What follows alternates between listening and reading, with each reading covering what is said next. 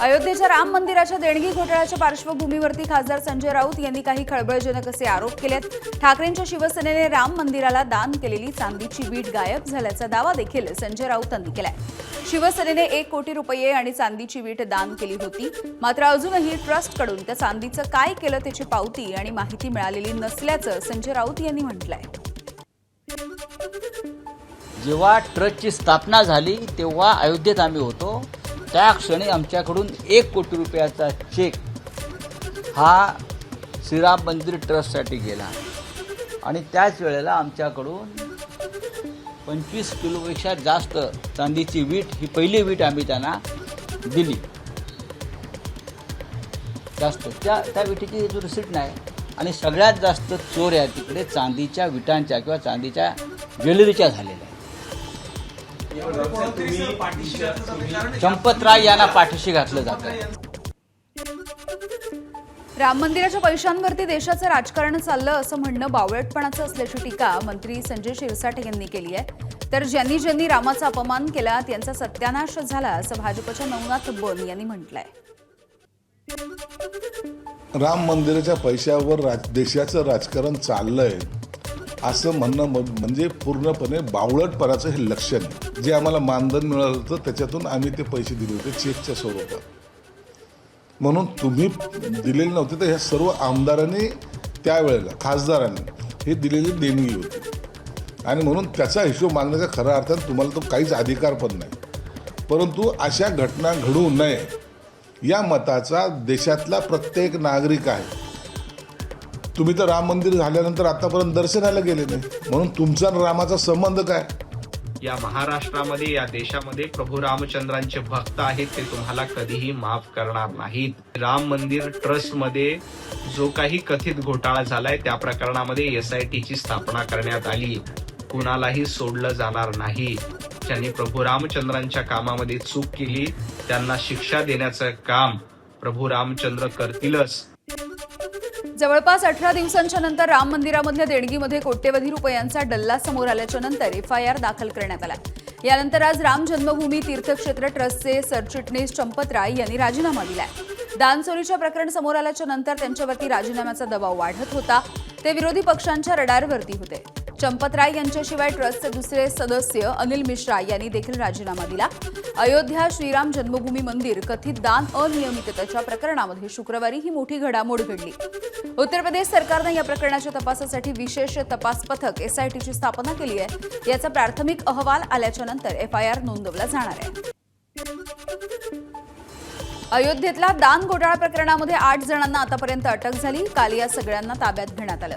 रात्रभर चौकशी झाल्याच्या नंतर त्यांना आज सकाळी अटक दाखवण्यात आली आहे। यामध्ये चंपतराय यांचा सहकारी टिन्नू यादव याचा देखील समावेश आहे। दानपत्राच्या सर्व किल्ल्या त्याच्याकडे सापडल्या। मिळालेल्या दानाची मोजणी करणारा कारकून अनुकल्प मिश्रा, त्याचा मेहुणा लवकुश मिश्रा, टिन्नू यादव याचा भाचा मनीष यादव, रोकड मोजणी करणारा सुभाष श्रीवास्तव, अविनाश शुक्ल, करुणेश पांडे, रामशंकर मिश्रा या सगळ्यांना आतापर्यंत अटक झाली।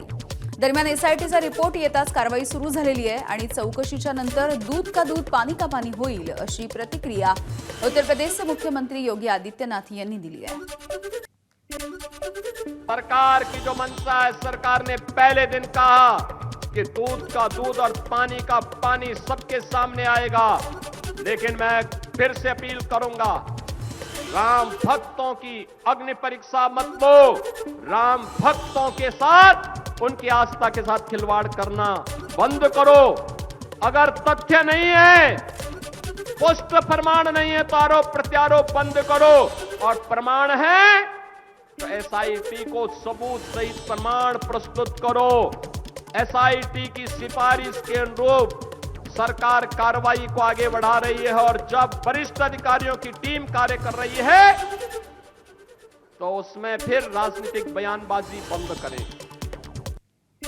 पत्रकारांशी अत्यंत माजोरडेपणा करत एखाद्या गुंडासारखी शिवीगाळ करत धमकावणारे खासदार संजय दिना पाटील यांनी काल अखेर दिलगिरी देखील व्यक्त केली। मात्र संजय दिना पाटलांनी दिलगिरी व्यक्त केली की मेहरबानी केली असाही सवाल निर्माण झालाय। संतापजनक म्हणजे दिलगिरी व्यक्त करताना देखील त्यांनी पुन्हा एकदा पत्रकारांवरच खापर फोडलंय। संजय दिना पाटील यांना त्यांची बाजू मांडण्याची संधी देणाऱ्या पत्रकारांना शिव्या देणाऱ्या पाटलांनी नंतर दिलगिरी व्यक्त करताना देखील भान बाळगलं नाही. पत्रकारच आपल्याला शिव्या देत होते असा अजब दावा त्यांनी केलाय. जो प्रकार माझ्यात आणि पत्रकारांमध्ये हा झालेला आहे त्याच्यासाठी मी मनापासून दिलगिरी व्यक्त करतो आणि हा प्रकार का घडला हे जरा आपल्याला सांगू इच्छितो. ज्या दिवसापासून मी शिवसेनेत प्रवेश केलाय त्या दिवसापासून एकदम वाईट शब्दात आणि शिव्यागाळ करून मला जे अपमान करत होते तरी पण मी सर्व अपमान सहन केले. तरीसुद्धा आज सकाळी परत पत्रकार मित्र आले होते. मी त्यांना हात जोडून विनंती केली का बाबा याबद्दल आपण कुठलंही मला विचारू नका. जे मला काय बोलायचं होतं ते मी सर्व बोलून झालेलं आहे. आता कृपा करून काय बोलू नका. मी हात जोडून त्यांना विनंती केली. वारंवार मी सांगत आलेलो आहे का बाबा हे सर्व प्रकार हा माझा आहे. मला आपण जे शिव्या देतात आहे ठीक आहे, पण माझ्या परिवाराला, माझ्या मुलीला, माझ्या पत्नीला, माझ्या वडिलांना, माझ्या परिवाराला आपण जे वाईट बोलताय, शिव्या देतात आहे त्यापासून त्यांना जरा लांब ठेवा असं मी त्यांना वारंवार विनंती करत आलो. तरीसुद्धा आज सकाळी पण पुन्हा एकदा माझ्या पत्नीबद्दल, माझ्या वडिलांबद्दल वाईट शब्द, वाईट गोष्टी सांगण्यात आल्या, खोट्या गोष्टी सांगण्यात आल्या आणि तरी ते पत्रकार त्याच गोष्टी परत विचारण्याकरता आल्या. माझ्याकडून त्यांना विनंती करण्यात आली पण त्यांनी न थांबता ते चालू राहिलं. त्याच्यात जरा वाद जरा जास्त झाला. मनसेच्या बैठकीमध्ये बोलत असताना राज ठाकरेंनी पत्रकारांवरती टीका करणाऱ्या संजय दिना पाटील यांच्यावरती जोरदार तोफ डागली. 5 हत्या केल्याचं संजय दिना पाटील बोलतात. राजकारण कुठे चाललंय असा संतप्त सवालही त्यांनी विचारलाय. गँगस्टर बोलणार नाहीत इतकं खासदार बोलतायत.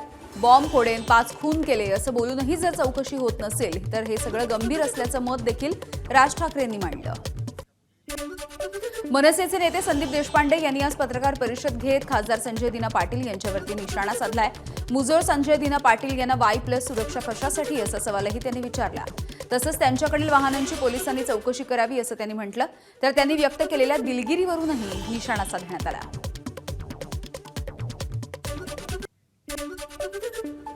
पत्रकारांना अर्वाच्य भाषेत शिव्या घालत होता.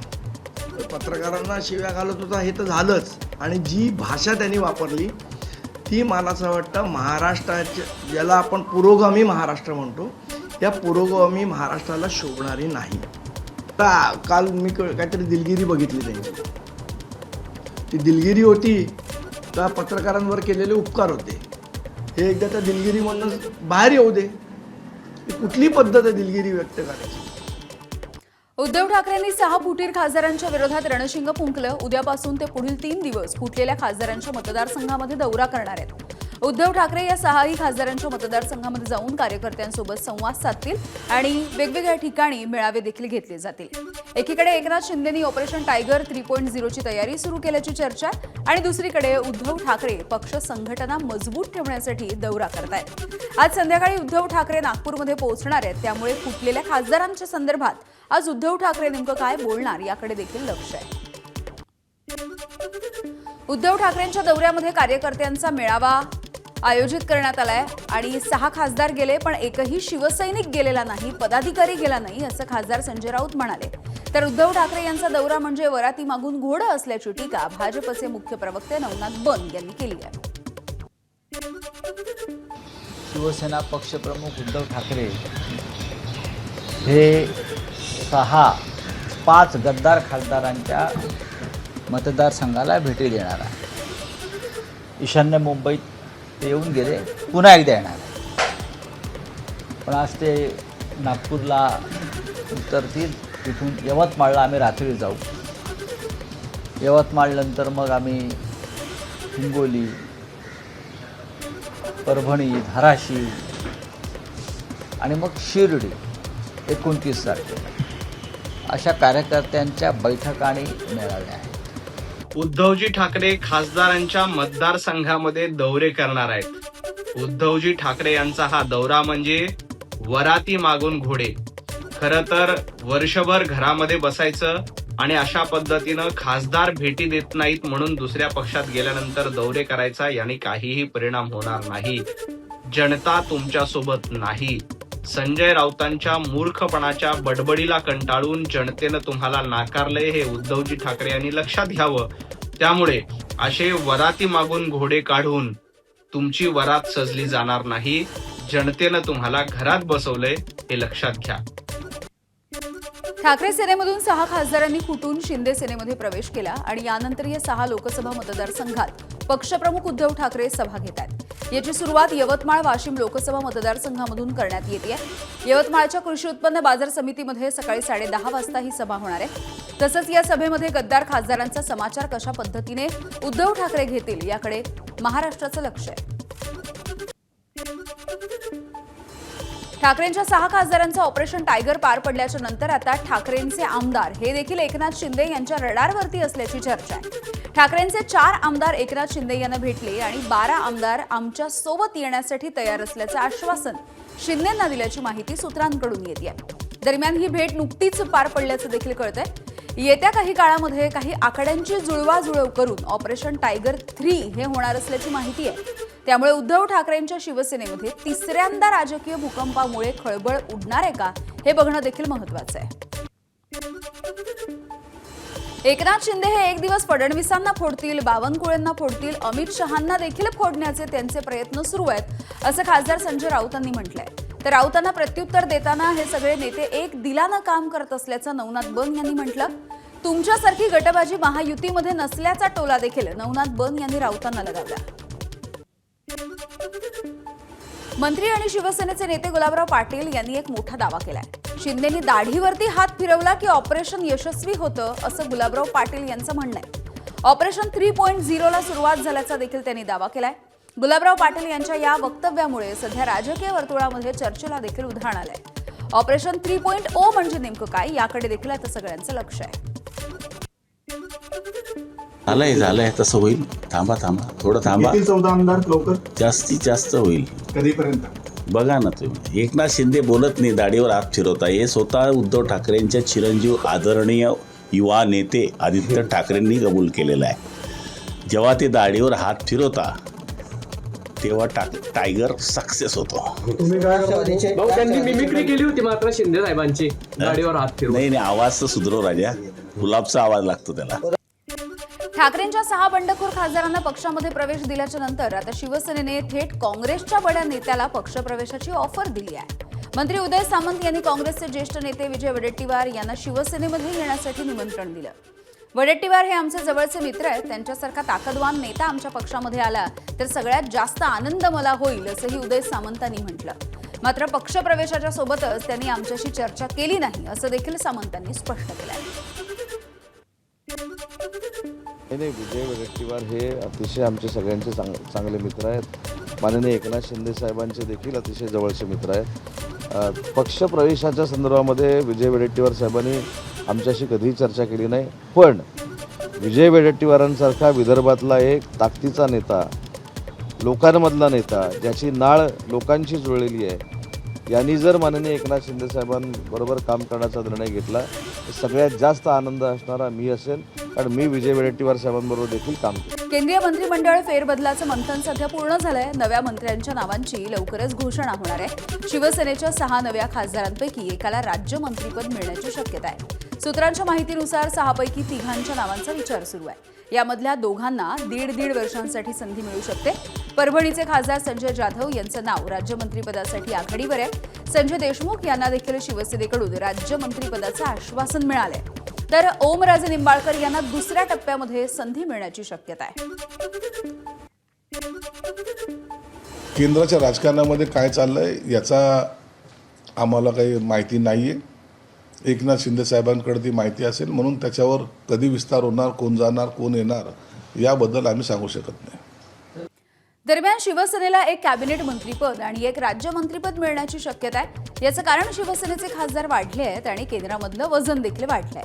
काही दिवसांमध्ये केंद्रीय मंत्रिमंडळाचा विस्तार होऊ शकतो अशी देखील चर्चा आहे. राज्यमंत्री प्रतापराव जाधव यांच्या जागी नवीन खासदाराला संधी मिळण्याची शक्यता आहे. शिवाय कॅबिनेट मंत्रिपदासाठी श्रीकांत शिंदे यांनी जबाबदारी घ्यावी अशी शिवसेनेच्या नेत्यांची इच्छा असल्याची माहिती सूत्रांनी दिली आहे. ठाकरेंच्या 6 बंडखोर खासदारांना पक्षामध्ये प्रवेश दिल्याच्या नंतर आता शिवसेनेनं थेट काँग्रेसच्या बड्या नेत्याला पक्षप्रवेशाची ऑफर दिली. मंत्री उदय सामंत यांनी काँग्रेसचे ज्येष्ठ नेते विजय वडेट्टीवार यांना शिवसेनेमध्ये येण्याचं निमंत्रण दिलेलं आहे. नाही, विजय वडेट्टीवार हे अतिशय आमचे सगळ्यांचे चांगले मित्र आहेत. माननीय एकनाथ शिंदे साहेबांचे देखील अतिशय जवळचे मित्र आहेत. पक्षप्रवेशाच्या संदर्भामध्ये विजय वडेट्टीवार साहेबांनी आमच्याशी कधीही चर्चा केली नाही. पण विजय वडेट्टीवारांसारखा विदर्भातला एक ताकदीचा नेता, लोकांमधला नेता, ज्याची नाळ लोकांशी जुळलेली आहे, यांनी जर माननीय एकनाथ शिंदे साहेबांबरोबर काम करण्याचा निर्णय घेतला तर सगळ्यात जास्त आनंद असणारा मी असेल, कारण मी विजय वडेट्टीवार साहेबांबरोबर देखील काम केलेलं आहे. मनसेचे अध्यक्ष राज ठाकरे यांनी पदाधिकाऱ्यांचे चांगलेच कान टोचले. आज मनसे पदाधिकाऱ्यांची मुंबईमध्ये महत्त्वाची बैठक पार पडली आणि या बैठकीमध्ये त्यांनी पक्षामधली मरगळ झटकून कामाला लागा असे आदेश दिलेत. कामगिरी सुधारण्याचे आदेशही त्यांनी पदाधिकाऱ्यांना दिले. स्थानिक प्रतिनिधींनी घरामध्ये बसू नये, ढिम्म राहू नये असा इशारा राज ठाकरेंनी दिला. बीएलओच्या कामांकडे देखील लक्ष देण्याच्या राज ठाकरेंच्या सूचना. तसंच आता फसलात तर पुढे उपयोग होणार नसल्याचं देखील राज ठाकरेंनी म्हटलंय. सध्या देशामध्ये सत्तेमधून पैसे आणि त्यामधून फोडाफोडी सुरू असल्याचाही आरोप आहे. भेटीसाठी आलेल्या जैन समाज बांधवांना राज ठाकरेंनी तंबी दिली आहे. राजकीय पक्षांच्या नादी लागून माथी भडकवू नका, राज ठाकरे यांनी अशा पद्धतीचा इशारा दिलाय. तुमच्याकडे कोणी येत असेल तर कार्पेट टाका, येऊन गेल्याच्या नंतर ते कार्पेट काढून टाका असा सल्ला देखील राज ठाकरेंनी या जैन बांधवांना दिला.